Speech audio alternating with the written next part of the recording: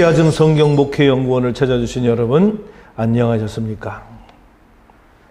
오늘도 저희들은 변함없이 성경에 나타난 키아즘 구조를 통해서 하나님의 의도, 즉 목적과 계획과 뜻을 알아보려고 합니다. 성경은 원래 기록되기를 구어체로 성경이 기록되어졌습니다. 그리고 지금 우리가 보고 있는 성경은 문어체로 성경이 기록되어 있는 것입니다. 다시 말씀드린다면 우리가 구어체는 우리가 대화하는 형식으로 모든 것이 이루어져 있는 문장이고요. 문어체는 문법화되어 있는 것입니다. 주어, 동사, 목적어, 서술어 등등으로 이렇게 순서적으로 이루어져 있는 것이죠. 혹 우리가 성경을 읽으면서 좀 이해가 되지 않냐고 어려운 부분이 바로 문어체로 기록되어 있기 때문에 우리가 성경이 가끔은 어려움을 느낄 수가 있습니다. 그러나 성경은 원래 구어체로 되어져 있었기 때문에 우리는 성경을 보지 않고도 듣기만 해도 우리가 기억할 수 있는 그런 환경으로 구성된 것이 바로 우리의 성경입니다.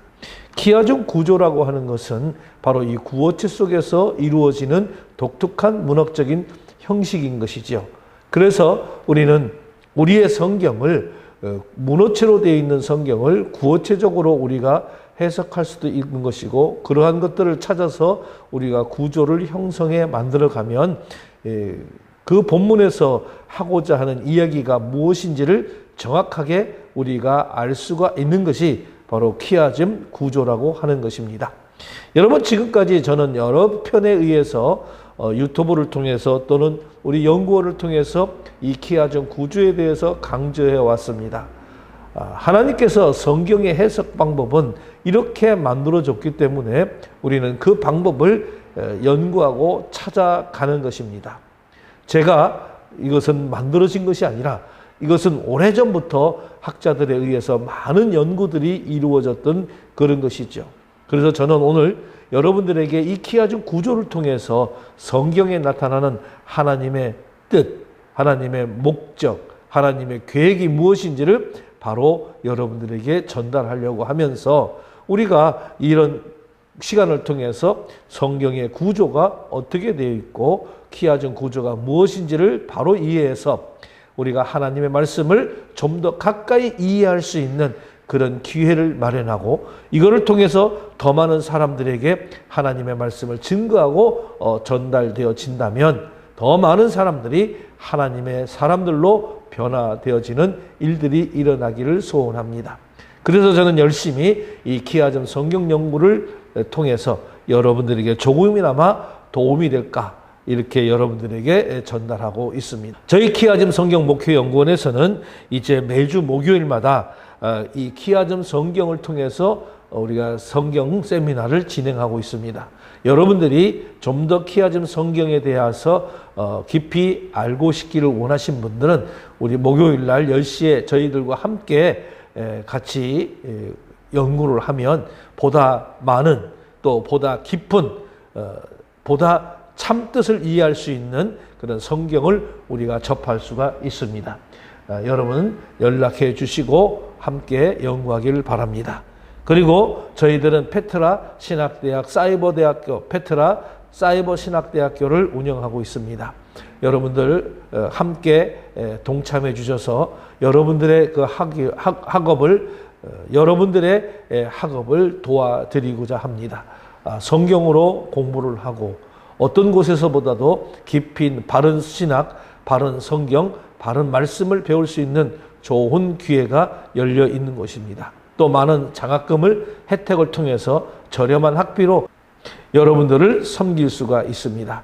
여러분 함께 공부하고 마지막 때에 말씀의 사역자로 바로 서는 아름다운 역사를 함께 이루어가기를 소원합니다. 자, 그러면 오늘 제가 여러분들에게 소개하는 키아즘 성경 구조는 어떤 본문을 선택했느냐라고 하는 것을 보게 됩니다. 제가 여러분들에게 선택한 오늘 본문은 디도서 1장 10절로 16절에 있는 말씀을 제가 여러분들에게 소개해 드리려고 합니다. 본문을 제가 먼저 읽고 여러분들에게 이 구조에 대한 설명과 또 원어적인 히브리적 사고의 설명을 곁들여서 여러분들에게 해드리도록 하겠습니다. 불순종하고 헛된 말을 하며 속이는 자가 많은 중 헬라파 가운데 특히 그러하니 그들의 입을 막을 것이라. 이런 자들이 더러운 이익을 취하려고 마땅하지 아니한 것을 가르쳐 가정들을 온통 무너뜨리는도다.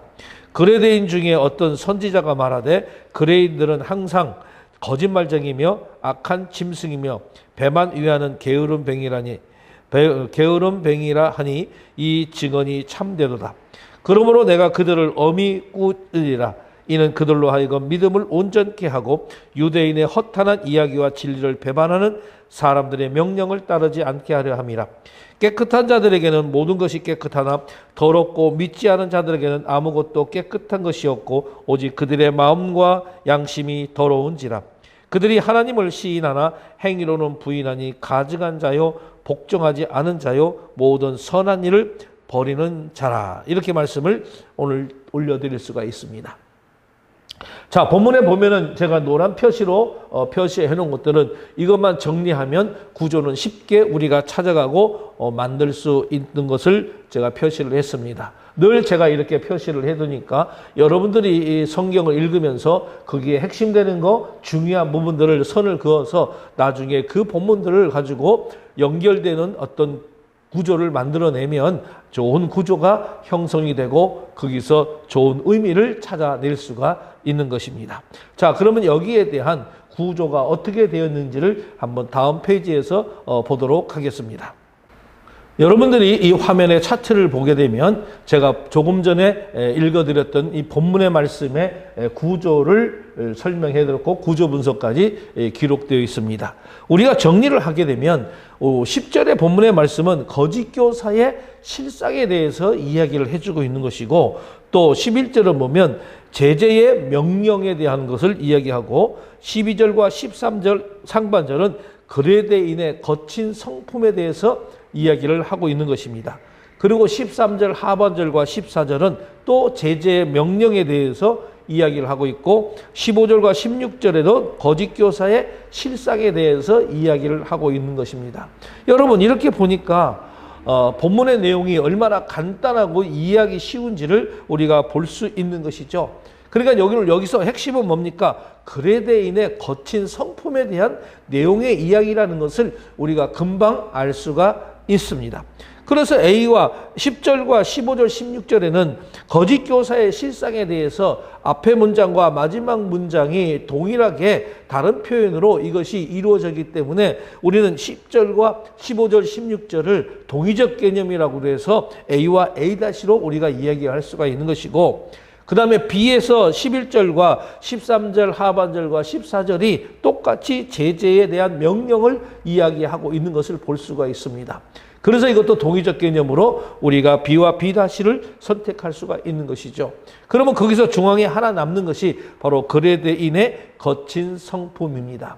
우리가 히브리적 사고를 보게 되면 항상 이 사람들은 글을 쓸 때에 중요한 부분을 바로 중앙 핵심에 두고 이렇게 본문의 말씀을 적어서 이 말씀이 무엇을 이야기하는 것인가 라고 하는 것을 우리들에게 정확하게 명시해 주고 있는 것이 바로 성경이라고 하는 것을 볼 수가 있습니다.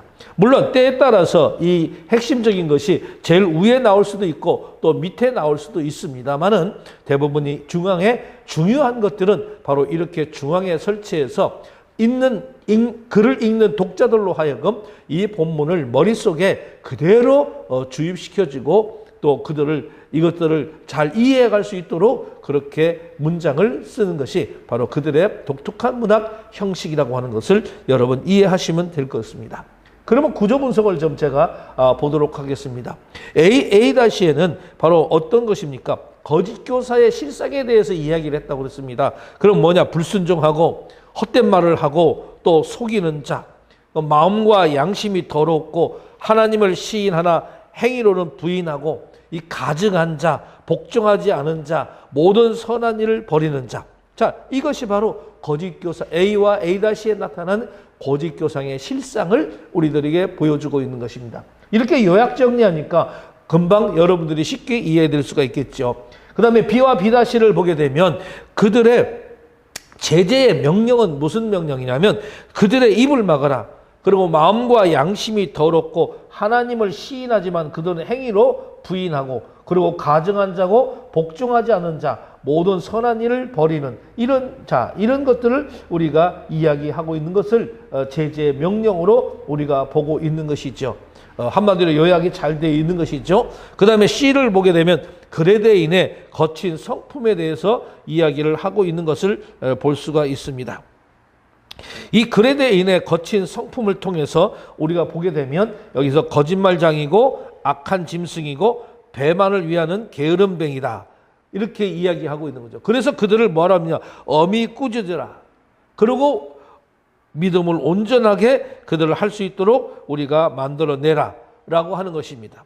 그러니까 오늘 우리가 지금 볼 수 있는 이 내용의 핵심들은 뭐냐면 그레데인의 거친 성품인데 그들이 어떤 거친 성품을 가지고 있냐? 거짓말장이라고 하는 거예요. 그리고 악한 짐승이고 배만 위하는 아주 게으름뱅이다. 그렇기 때문에 결론적으로 말하면 이들을 엄히 꾸짖어서 바로 뭐 하라는 거예요? 믿음의 사람들로 만들게 하라고 하는 것입니다. 이 믿음을 온전하게 이루게 하라고 오늘 말씀을 해주고 있는 내용이 오늘 이 본문의 말씀이라고 하는 것을 내가 설명을 해드릴 수가 있습니다. 그러니까 오늘 이 본문을 보게 되면 바울이 거짓 교사들에 대해서 경계하고 지시하는 그런 내용이며 그레데인의 거친 성격에 대해서 책망하라고 이렇게 명하고 있는 것입니다. 당시 그레데 교회는 바로 거짓 사상으로 인해서 어떤 교회적 위기를 맞고 있었던 시기였었는 거죠. 거짓 교사들 중에서도 특히 유대 헬라주의자들, 오늘 여기서 이야기하는 헬라파를 이야기합니다. 이 헬라파 사람들은 그들로 인해서 아주 교회에 피해가 심각했던 것이죠. 여러분들도 잘 알다시피 이 헬라파 또 헬라당이라고 하는데 이들이 누군지 여러분들은 너무나 잘 알 것입니다. 여러분, 그들은 그리스도를 믿는다고 말하고 있음에도 불구하고 실제로는 다시 그 율법으로 돌아가려고 그렇게 하는 자들이 바로 헬라파 사람들이죠. 그들은 그리스도에 대한 믿음 외에도 할례를 받아야 구원을 받을 수 있다고 주장하는 사람들이 바로 이 헬라파 사람들입니다. 당시 이 헬라파 사람들로 인해서 교회에 많은 어려움이 있었다는 것을 우리는 볼 수가 있습니다. 그러면 오늘 이 본문에 나오는 구조 분석을 통해서 좀 더 자세하게 이 내용을 좀 알아보면 우리가 첫째 A에서 보게 되면 이 단락을 시작하면서 A에서 바울은 바로 거짓 교사들의 실상을 폭로하고 있는 것을 볼 수가 있습니다.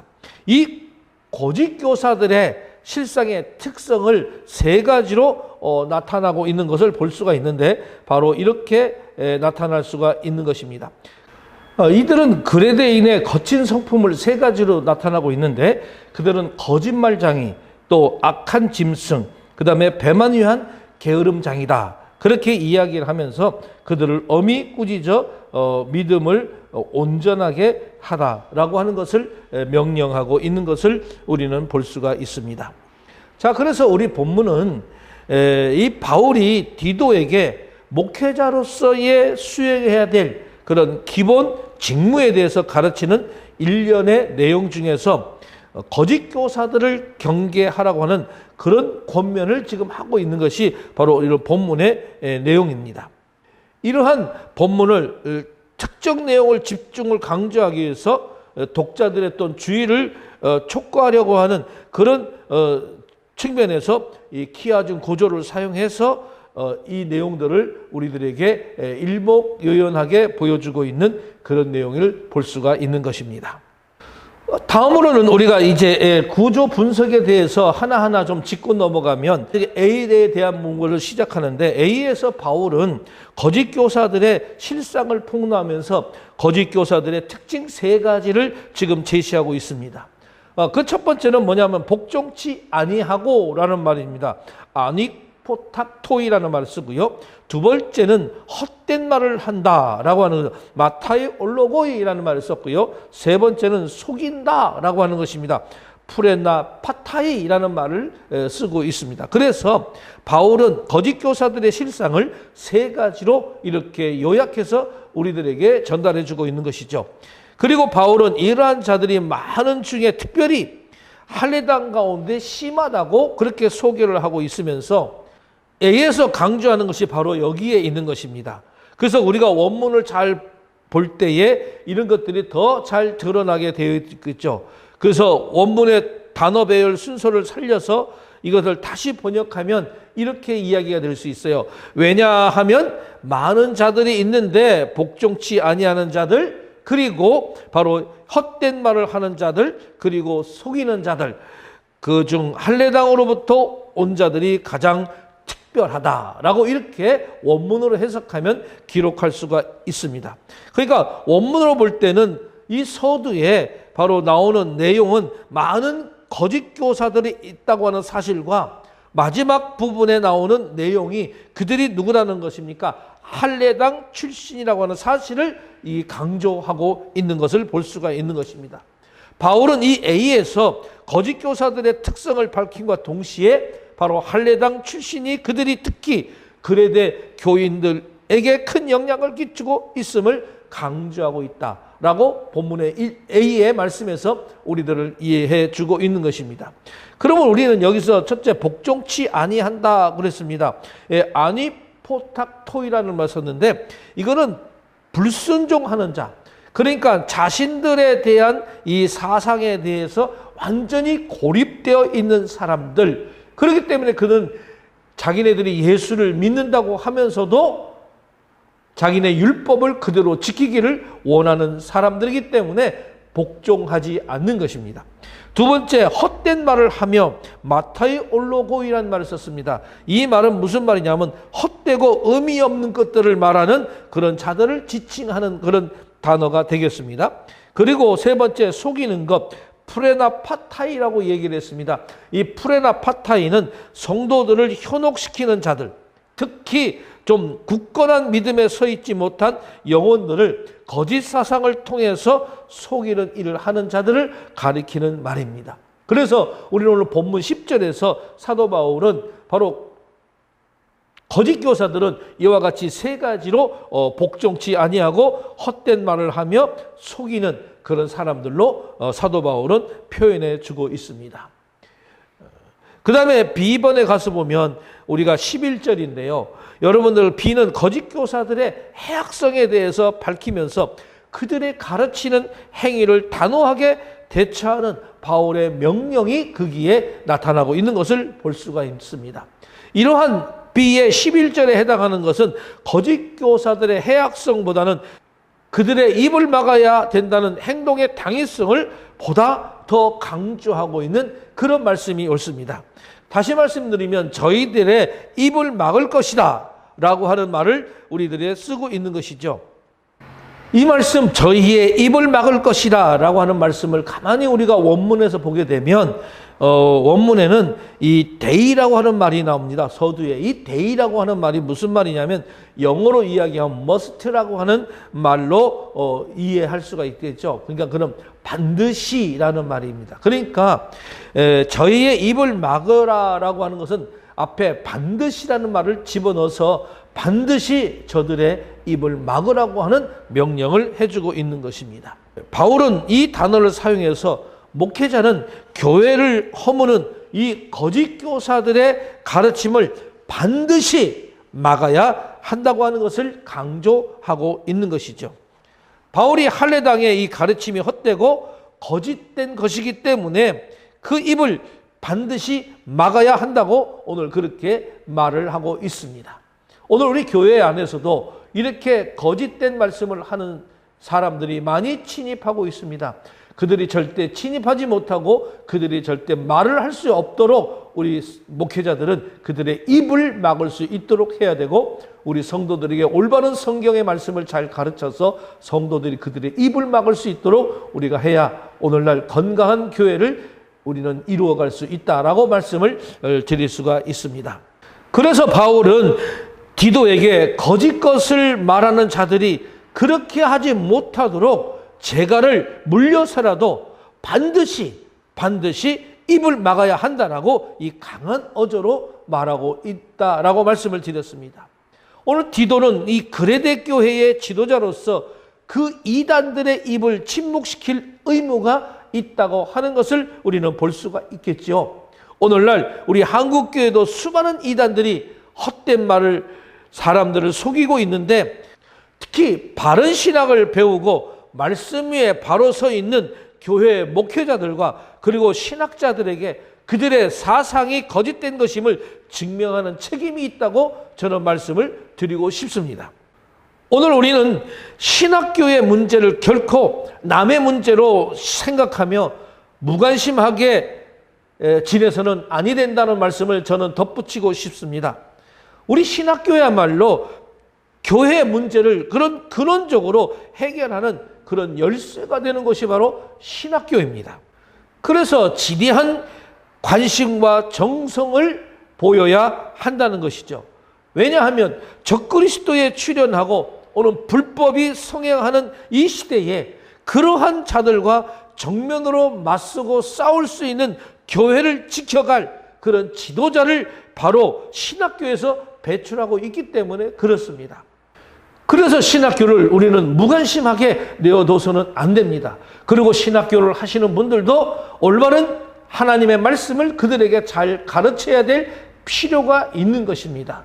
그래서 지도자를 양성하고 그 지도자들이 또 많은 성도들에게 하나님의 말씀을 가르치고 또 이단들이 들어오지 못하도록 입을 막고 또 그들이 침공하지 못하도록 바른 말씀으로 우리가 가르칠 수 있는 그런 것들이 되어야 된다는 것입니다. 그래서 신학교가 얼마나 중요한가를 다시 한번 여러분들 인식하면 좋겠습니다.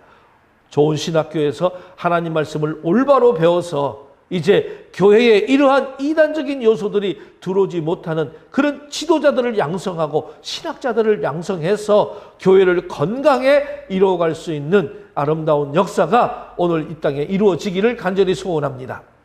다음으로는 우리가 12절, 13절 상반절에 속하는 시 핵심 부분들을 좀 간략하게 소개를 드린다면, 우리가 이 키아즘 병행구주의 중앙에 위치하고 있는 이 시에는 그레데인들의 거친 근성을 지적하고 또 그레데 출신의 어떤 선지자의 말에 대한 그 인용과 그 선지자의 말을 정당함을 인정하는 바울의 선언이 거기에 나오고 있습니다.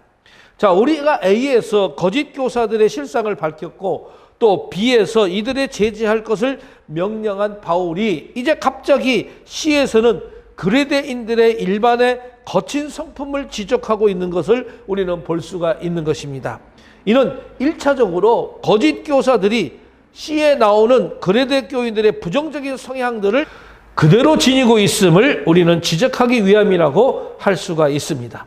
그러나 더 나아가서 C는 오늘 본서의 수신자인 디도가 목회의 대상으로 삼고 있는 그레데인들의 성품을 보여준다는 그런 점에서 이는 디도가 그레데인들의 어떤 자세로 목회에 임해야 할 것인가를 밝히는 효과도 가진다고 말씀을 드릴 수가 있습니다. 그래서 바울은 디도에게 거짓 교사들의 경계할 것을 교훈하는 그런 문맥에서 그레데인들이 일반적인 성향을 언급함으로써 디도가 오늘 피선교인들의 성품을 파악해서 더욱 주의를 기울일 것과 아울러 결국 거짓 교사들을 경계하는 것이 바로 그 자체만으로 끝나는 것이 아니라 그레데 사람들의 부정적 성향을 바로잡는 데 기여할 것을 암시하고자 하는 것입니다. 그리고 바울은 그레데 사람들의 거친 성품을 엄히 꾸짖는 것, 그리고 믿음을 온전하게 하라고 그렇게 말씀을 주고 있는 것이죠. 여기에 오늘 엄히 꾸짖는다라고 하는 말은 무슨 말이냐면 엘렌케라고 씁니다. 이 엘렌케라고 하는 말이 무슨 말이냐면 신앙 안에서 빗나가지 않도록 바르게 한다고 하는 그런 뜻이 되겠죠. 그러니까는 건전하도록 하게 하고 또 호되게 그들을 나무래라 라고 하는 현재 명령형입니다. 현재 명령형은 계속해서 그렇게 하라고 하는 그런 얘기죠. 그러니까 거친 성품을 폭로할 뿐만 아니라 계속해서 그들을 책망하라고 하는 그런 의미의 이야기가 바로 엄히 꾸짖으라 라고 하는 것입니다. 회개해서 돌아올 때까지 계속 하라고 하는 바울의 명령이 있는 것이죠. 그리고 믿음을 온전하게 하라고 하는 것은 이거는 휘기 아이노신 피스데이라는 말을 씁니다. 자, 그래서 이 말은 부패함이 없고 오류가 없이 건강하고 건전한 상태를 의미하는, 그래서 믿음 안에서 이것들이 온전하게 이런 사상들이 이루어질 수 있도록 그렇게 하라고 사도 바울은 명령을 하고 있는 것입니다. 우리가 이번에 살펴본 말씀은 이제 13절 하반절과 14절에 해당하는 우리가 비다시를 보게 되겠습니다. 이 비다시에서는 비의 병행이 되는 비다시에 대한 내용을 이야기하는 거죠. 우리가 비다시에 나오는 그들이라고 하는 말은 바로 앞문장인 C에 나오는 바로 그레데 사람 전체를 가리킨다고 말씀을 드릴 수가 있겠죠. 그리고 이어서 나오는 이 유대인들의 허탄한 이야기와 또는 진리를 배반한 사람들은 B에 나오는 거짓 교사를 가리킨다고 볼 수가 있습니다. 여기서 유대인들의 허탄한 이야기라고 하는 것은 바로 뭐냐면 꾸며낸 이야기나 허구를 뜻하는 그런 말입니다. 이것은 그리스도의 훈계를 막고 진리를 왜곡하고 또 건전한 신념을 파괴하는 암적 요소가 바로 허탄한 이야기가 되는 것이죠. 그 다음에 진리를 배반하는 사람들이라고 하는 것은 허탄한 그 꾸며낸 이야기로 구원의 진리를 저버리게 하고 영적으로 위험에 처하게 하는 그런 사람들을 가리키는 것이죠. 이러한 것에 엄히 꾸짖으라고 사도 바울은 지금 명령을 하고 있는 것을 볼 수가 있는 것입니다. 그러니까 B에서는 바울의 A와 B에서 말한 것처럼 거짓 교사들과 C에서 말하는 바로 이 그레데인들의 전체를 연관지어서 말을 함으로써 1차적으로 거짓 교사들에 대한 경계의 내용을 다른 바 있는 본단락을 내면적으로 그레데인들의 전체 문제를 확대시키고 있는 것을 우리는 볼 수가 있습니다. 그러면 여기서 우리는 다시 한번 그레데인의 거친 성품에 대해서 좀 알아볼 수가 있는데 그들은 거짓말장이라고 그렇습니다. 거짓말장이는 푸슈스타이라고 했어요. 신뢰를 깨트린 자, 그리고 거짓되고 신실치 못한 자. 바로 그레데인들은 항상 거짓말을 일삼는 그런 사람이라고 하는 것을 강조하고 있는 그런 말씀입니다. 거짓말하는 것이 물을 마시는 것처럼 일상적인 습관이 되어버린 사람들이라고 그렇게 말씀을 하는 것이 바로 거짓말장애의 바로 푸르슈스타이라는 뜻이죠. 두 번째, 그들은 그레데의 거친 성품은 뭡니까? 악한 짐승이라고 했습니다. 이 악한 짐승을 카카데리아라는 말을 썼습니다. 이 카카데리아라는 말은 짐승을 우리는 데리아, 다시 말하면 짐승 가운데서도 길들여지지 않은 사나운 짐승들 또는 야생동물, 이 단어가 비유식으로 쓰일 때에는 악하고 잔인한 자라고 그렇게 이야기를 할 수가 있는 것이죠. 그러니까 사악하고 난폭한 자, 다시 말하면 하나님을 대적하는 세력의 상징이 된다라고 말씀을 드릴 수가 있는 것이고요. 세 번째, 배반한 게으름쟁이 가스테라스 아르기아라는 말을 썼는데 이 말은 무슨 말이냐면 아주 절제할 수 없는 탐욕으로 먹이를 탐하는 자라고 말씀을 드릴 수가 있어요.